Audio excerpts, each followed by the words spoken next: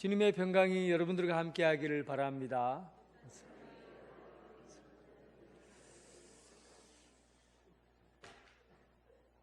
제가 국민학교 4학년 때 갑주랑 큰 싸움이 있었습니다.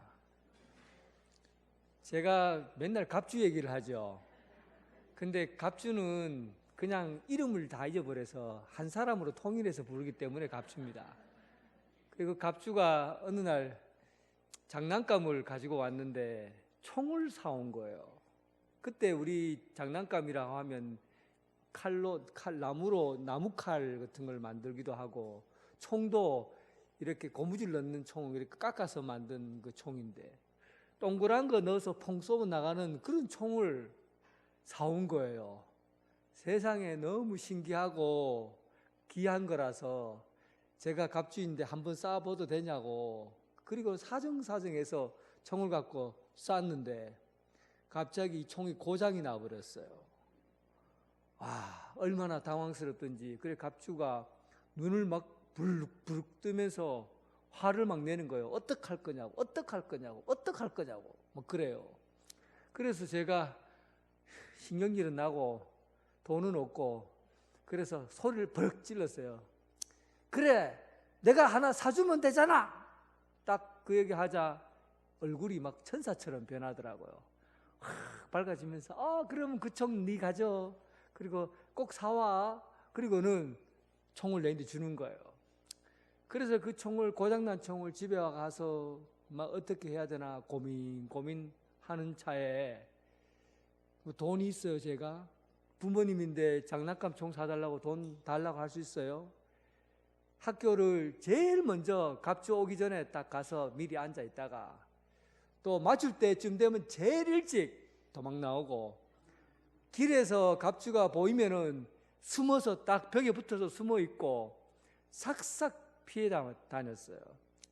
갑주가 자신을 피해 다니는 나를 보고는 화가 잔뜩 나서 나를 보면서 하는 말이, 야, 이 뺑덕아, 쪼잔해갖고 하면서 욕을 막 하는 거예요. 쪼잔한 놈아, 째찌한 놈아 하고 욕을 막 하는 거예요.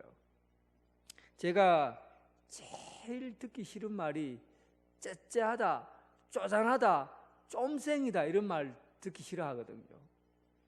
근데 이런 말들이 어릴 때부터 이게 상처가 돼서 남아 있어요. 가난하게 산 사람들은 많이 경험해 봤을 거예요.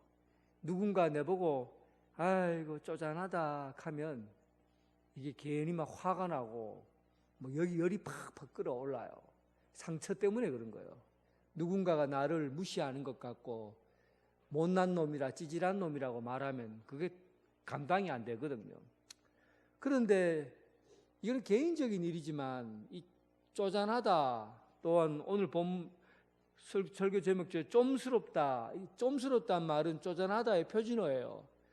이 쫌스럽다는 말을 사회 현상이나 또 나라, 국가나 이런 큰 덩어리에 사용하면 굉장히 위험한 언어가 됩니다. 이 쪼잔하다는 말을 어떤 철학자는 이 사회가 쫌스러운 사회가 되면 결국 망한다, 피폐해지는 태폐적이라는 말이 도덕적으로 흥청망청 낭비하는 걸 태폐적이라고 하지 않고, 태폐적이라는 것은 이 나라가 망하게 된다는 거예요. 죽은 나라가 된다는 겁니다. 그러니까 위험한 거죠. 그러니까 쫌생이 사회가 되면 나라가 위험해진다는 겁니다. 그런데 얼마 전에 뉴스를 보는데 우리나라에서 유명한 어떤 사람이 발음을 잘못했다고 아주 고통을 겪었어요. 난리면이라고 했는데 바이든이라고 했다고, 막 바이든이 한 것을 난리면이라고 했다고, 뭐 며칠 동안 싸운지 아세요? 내가 볼 때 한 3일 내내 뉴스에 나왔어요. 그리고 또 얼마 전에는 한 여당이 집회를 하는데 글자 오타를 데모하는 데 써놓은 거예요. 그러니까 아이고 저렇게 우리나라의 최고의 지식층들이 모인 저 사회에서 오타도 하나 바로잡지 못하고 데모를 하느냐고 또 막 그 일로 때문에 신문과 방송에 떠들었어요. 여러분, 이게 본질입니까? 별거 아닌 거예요. 사실은 이런 일 때문에 지금 어려운 문제가 뭐예요? 이 대한민국이란 나라가 경제적으로, 정치적으로 얼마나 어려운 과정에 있어요.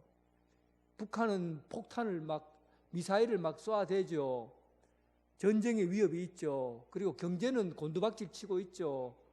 환율은 하늘 끝을 향해 올라가죠. 이런 위험한 시기, 험난한 시기, 진짜 중요한데 싸워야 되고 말려야 될 게 뭐예요? 그런 굵직한 본질적인 걸 가지고 지금 그 얘기를 해결하려고 해야 되는데, 쓸데없고 하찮은 이야기를 가지고 그 이야기를 국민들에게 설득시키는 것을 좀생이라고 그래요. 그걸 좀스럽다고 그런 거예요. 그래서 좀스러운 사회가 되면 국가가 혼란에 빠지게 되는 거예요. 진짜 문제를 잊어버리고 쓸데없는 문제를 가지고 그 국민들이 거기에 쏠려 있으니까 나라 정치가 어떻게 되든지 국가가 어떻게 되든지 다른 문제 때문에 눈을 잃어버리는 거죠. 그래서 좀스러운 사회가 되면 위험한 사회가 된다는 겁니다. 국가가 아주 위험에 처해질 수 있다는 거죠. 교회는 이런 부분에서 옛날에 중세 시대 때 이런 시대가 있었어요. 중세는 교회가 건물을 얼마나 거창하게 지었냐면 수백억, 수천억짜리 건물을 교회 예배당, 성당을 지었지요. 그만큼 교회는 온 유럽 전체가 교회를 짓는데 아주 멋있게 지었어요. 돈도 많이 썼죠. 그런데 그때 교회가 좀스러운 교회였어요.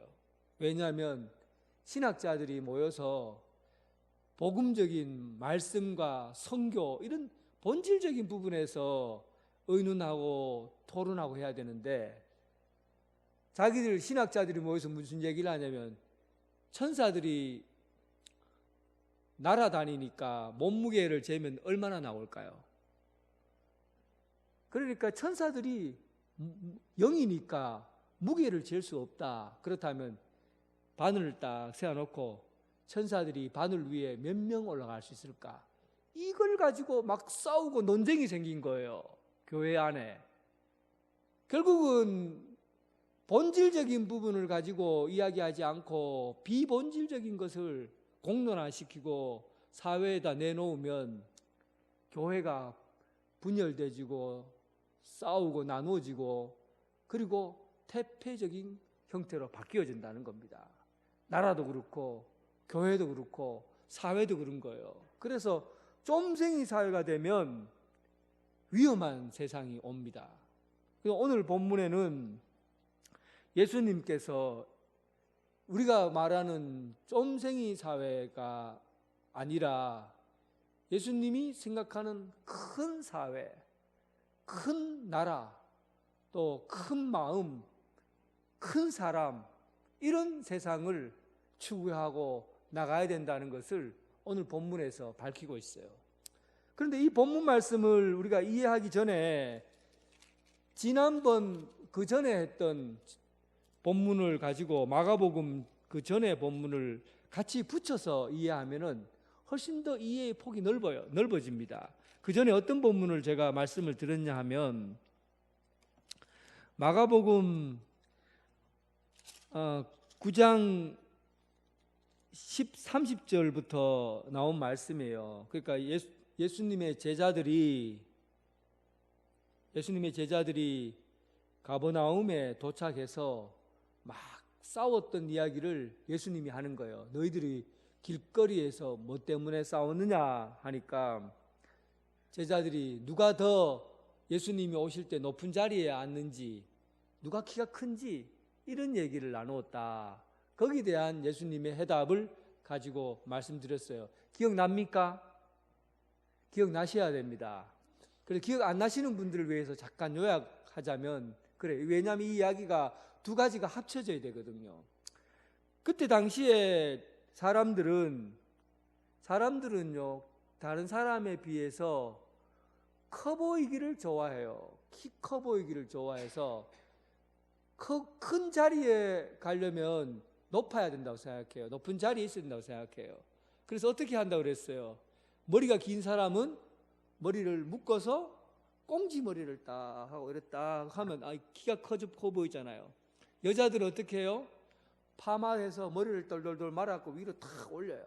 그러면 높아 보이는 거죠.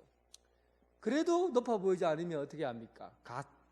모자를 탁 써갖고 높은데 모자를 써서 키 커 보이도록 하는 거죠. 여자들은 힐을 막 10cm, 20cm짜리 탁 이렇게까지 해갖고 키 크게 해서 내가 키 커 보이려고 하는 거예요. 세상의 높이는 만들어진 거예요. 인간이 만드는 거예요. 내가 열심히 성공해서 돈을 많이 벌어서 높은 자리에 오를 수 있고, 좋은 직장에 가서 높은 자리에 오를 수 있고, 또 사람들과의 관계에서 정치적으로 잘 풀어서 또 성공한 자리에 오를 수가 있고, 이렇게 해서 세상이 말하는 높은 자리는 인간이 철저하게 만들어서 자기의 힘에 의해서 세워진 그런 자리예요.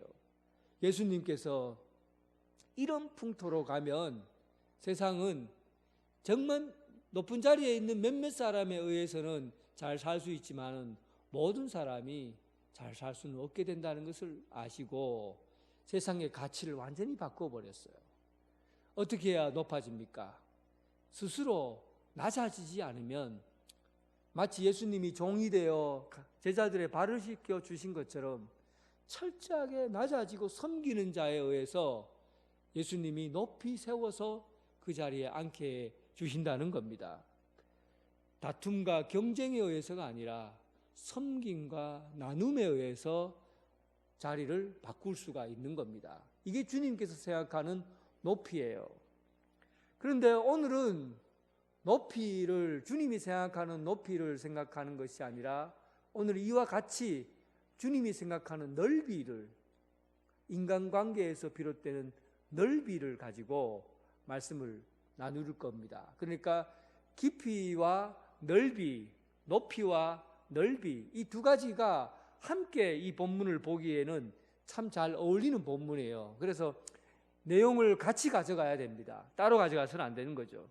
38절에서 보니까 요한이 예수님에게 이제 자기가 한 일을 자랑스럽게 얘기를 하는 겁니다. 주님, 내가 보니까 예수님을 따르지 않는데도 예수님 이름으로 귀신을 쫓아내는 것을 보았습니다. 어떤 사람이. 그래서 제가 당장에 달려가서 그 사람을 이런 일은 하지 말라. 우리처럼 제자도 아니면서 네가 왜 예수 이름으로 귀신을 쫓아내나? 하지 마라. 그렇게 했다는 거예요. 자기들이 잘했다는 거죠. 그렇게 한 거를. 사실 그 전에 예수님의 제자들이 이런 일이 있었어요.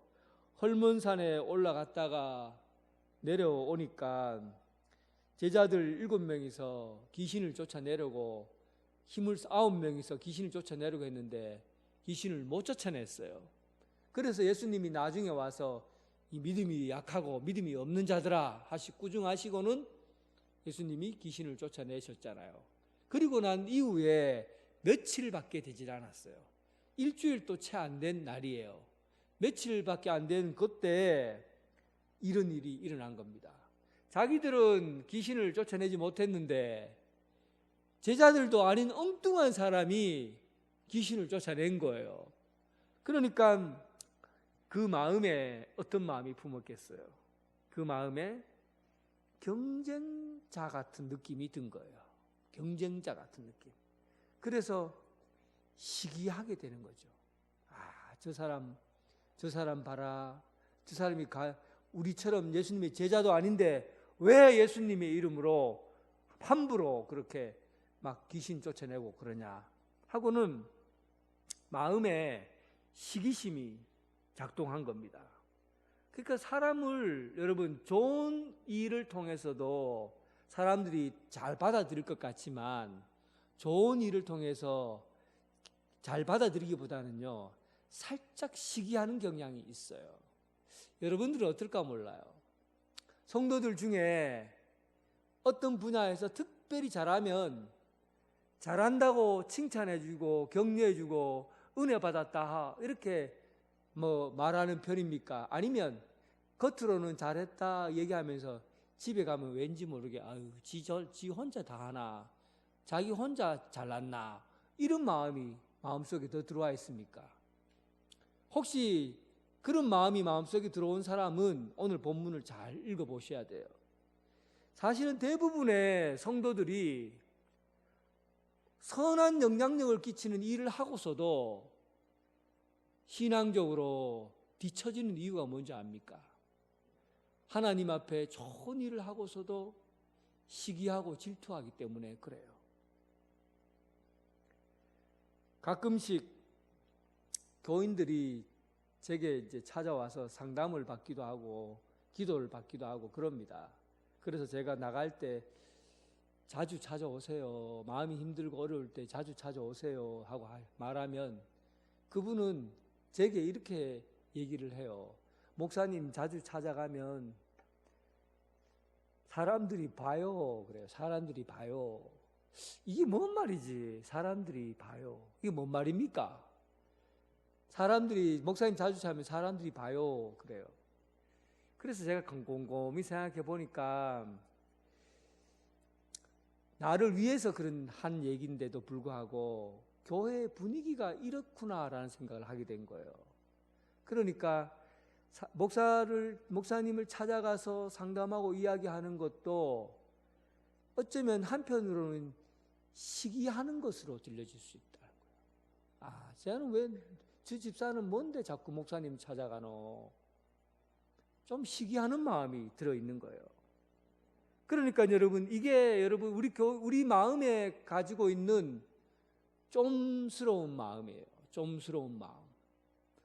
주님을 따라다니다가 좋은 일이 있고 선한 일이 있으면 그것을 내가 받아들여야 되고 좋게 칭찬해주고 격려해줘야 되는데 오히려 그러지 못해요. 가만히 보면 우리 마음이 좁아져 있어요. 예수님하고 같이 다니다가 보니까 예수님을 한 번도 만난 적이 없는 사람 같은데 바깥에서 예수님 이름으로 귀신을 쫓아내는 거예요. 아니, 도대체 어떻게 저런 일이 일어날 수 있나? 안 되겠다. 예수님, 저 사람 예수님 이름으로 그런 말 못하게 해달라고. 특권의식을 가지는 거죠. 내가 가장 사랑받아야 되고 내가 가장 다른 사람들 보기에 교회에서 더 드러나야 되고 이런 생각을 하다 보니까 다른 사람이 잘하고 잘 섬기는 것에 대해서 부정적인 생각을 갖는 거예요. 마음이 좀스러워진 거예요. 그런데 예수님께서는 뭐라고 합니까? 예수님의 말씀을 들어보세요. 예수님은 이럴 때 제자들에게 어떻게 대답하는가 하는 거죠. 예수님의 대답을 보면 39절에 보니까 그래요.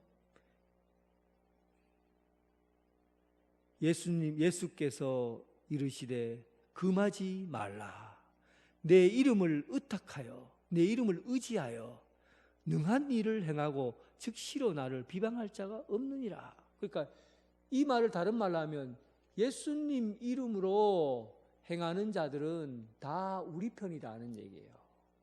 이해됩니까?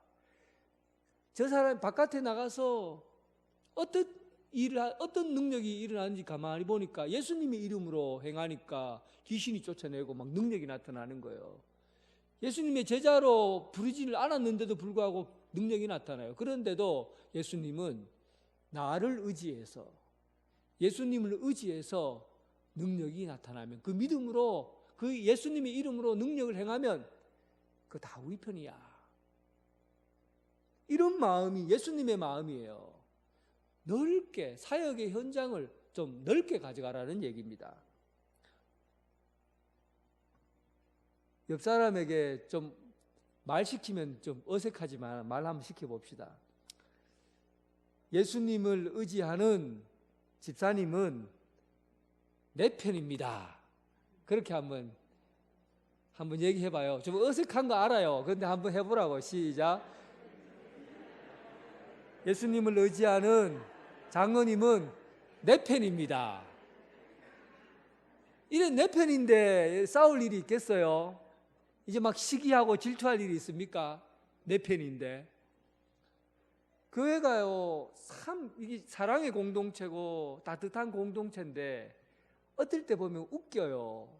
진짜 사소하고 별것 아닌데 편가르기를 하고 네 편 내 편 나누고 하다가 보면 교회가 어느새 쫙 갈라져 있는 거예요. 근데 그 내용을 들여다보면 정말 별거 아닌 일이에요. 정말 별거 아닌 일이에요. 요람에 내 이름이 빠졌다고 교회 안 나오겠다고 그래요. 주보에 글자 하나 오타됐다고 교회 안 나오겠다고 그래요. 그러니까 우리 마음이 좀 생기게 돼가는 거예요. 예수님은 그런 마음을 두고 하는 얘기입니다. 마음을 좀 넓게 가지라고.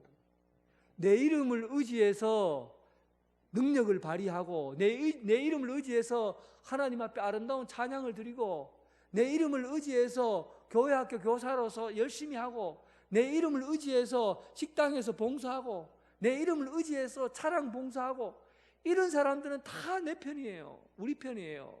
하나님의 영광을 드러내는 사람이에요. 그래서 다 안고 품고 가라는 얘기입니다. 진나라의 옛날 이야기입니다. 진나라에 이사라는 사람이 원래 이시성을 가지고 이름이 사예요. 그래서 이사입니다. 이사라는 사람이 진나라에서 높은 자리에 앉게 됐는데 객경의 자리에 앉게 됐어요. 객경은 난 잘 몰라요. 높은 자리인지. 그런데 제가 볼 때는 한 시장 자리 정도 되는 것 같아요. 그러니까 진나라의 사람인데 초나라 사람을 불러서 그 객경의 자리에 앉혔다고요. 그래서 그 밑에 하급 관리들을 초나라 사람들을 많이 불러서 일을 시켰는데 이 객경에 있는 이사라는 이 사람은 일을 너무 잘하고 평가가 너무 좋고 너무 잘하는데 밑에 초나라 사람들은 일을 형편없이 처리하는 거예요. 그래서 나중에 진나라 사람들이 화가 나서 저 진나라 사람만 빼놓고 초나라 사람들은 다 바깥으로 보내라, 쫓아내야 된다. 그 직을 감당하지 못하도록 쫓아내서 싹 초나라 사람 전체를 다 뽑아버려라 하고는 막 왕에게 항소를 하고 상소문을 써서 막 올렸어요. 이때 빨리 전화 끊으세요. 이때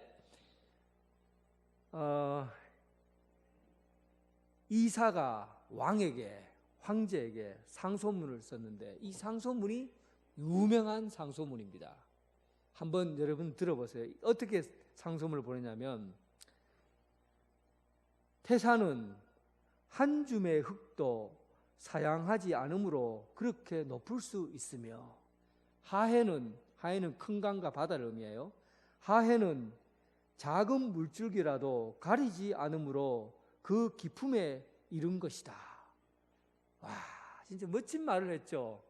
그러니까 태산, 진짜 세계에서 가장 큰 산, 높은 산은 막 쓸모없는 흙 같은 것도 다 받아들이고 모난 돌도 다 받아들이고 못생긴 나무도 다 받아들이고 자기 품에 다 안아야 그게 태산이라는 거예요. 또 강물 하에는 큰 강, 큰 바다는 막 가늘한 실강 이런 것들도 다 받아들이고 시끄럽게 막 흐르는 또랑물도 다 받아들이고 그리고 막 이 산 저 산을 막 굽이굽이 돌아서 헤쳐온 그 힘든 과정을 거친 그 강들도 다 받아들여야 그게 큰 강이고 큰 바다라는 거예요.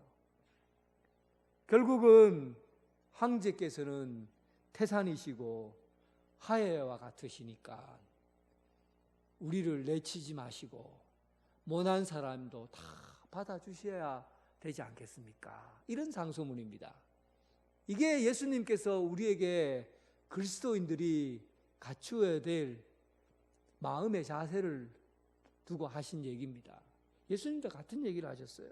예수님은 뭐라고 이야기하시냐면 우리를 반대하지 않는 자들은 전부 우리를 위하는 자다. 예수님을 반대하지 않고 주님의 사역을 감당하는 사람은 전부 다 우리 편이다. 다 품으라는 거예요. 그러니까 얼마나 큰 품을 가지고 계십니까?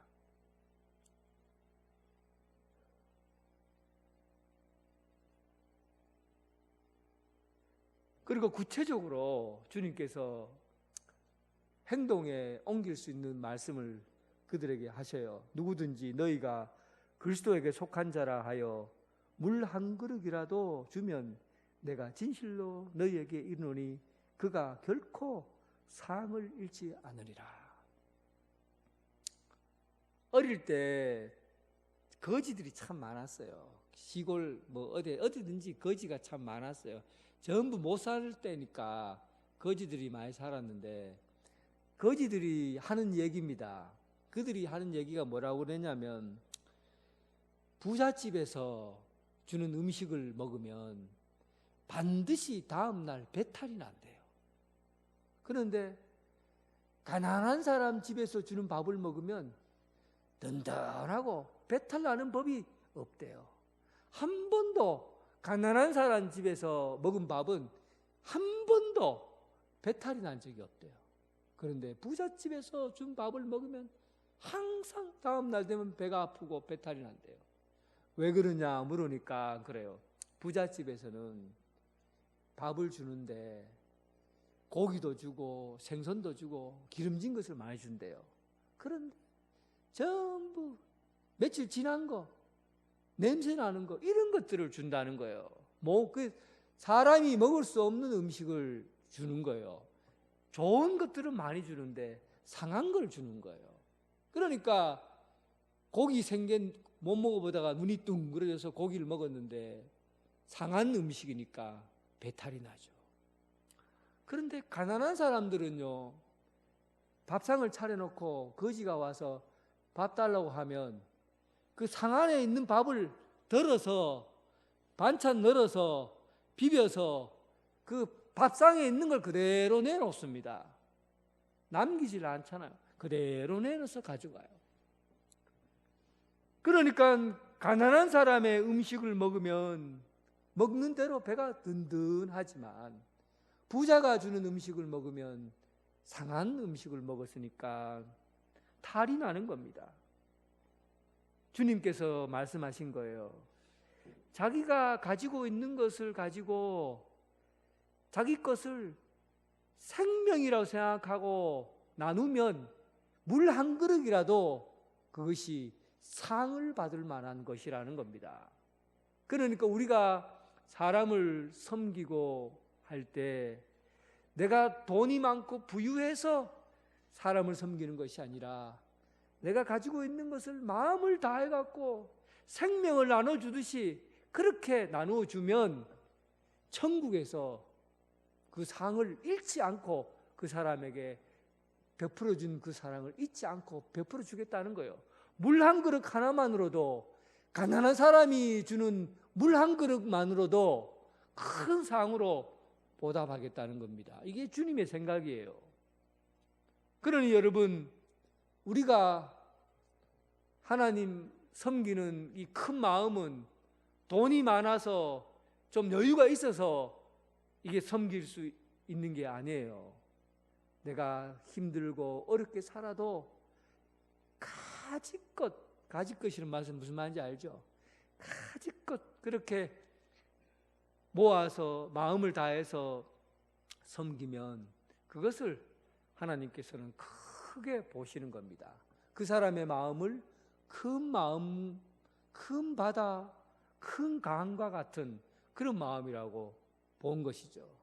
그래서 예수님의 제자들 또한 여러분들은 이런 마음으로 섬기고 살아야 됩니다. 큰 마음을 가지고 큰 뜻을 품고 주님을 섬겨야 되는 것이죠. 요한계시록 3장 7절에 보면 예수님이 소개한 교회가 있어요. 굉장히 작은 교회예요. 빌라델비아 교회라고 요한계시록 3장 7절에 나오는데, 이 빌라델비아 교회를 뭐라고 칭찬했냐면, 빌라델비아 교회는 칭찬만 있는 교회예요. 근데 뭐라고 칭찬했냐면, 작은 능력을 가지고 있었지만 이들이 주님의 말씀을 끝까지 지켰다. 작은 능력이라는 것은 교회가 작다는 겁니다. 그리고 예산도 적어요.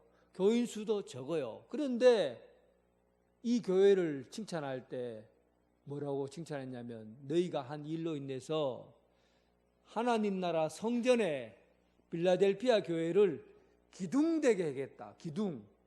기둥이 되게 하겠다. 하나님 나라 성전에 기둥 같은 교회로 너를 쓰겠다는 겁니다. 엄청난 일이 일어난 거죠. 우리가 생각하는 큰 교회는 어떤 교회입니까? 교인이 수천 명, 수만 명 모이는 교회가 큰 교회. 이 전 세계에서 가장 큰 교회가 우리나라에 있잖아요. 그런 10만 명, 20만 명 모이는 교회가 큰 교회. 예수님의 기준은 그런 교회가 큰 교회가 아니에요. 작은 것을 가지고 가난한 가정에서 거지에게 밥 한 그릇 나눠주듯이, 물 한 그릇 주듯이 작은 것을 가지고 사랑을 담아서 드려지는 그 헌신, 그런 헌신이 있는 교회가 큰 교회라는 겁니다. 여러분, 이런 큰 교회가 우리 교회가 되길 주님의 이름으로 축원합니다. 이런 큰 사랑을 담은 성도가 여러분들이 되길 주님의 이름으로 축원합니다.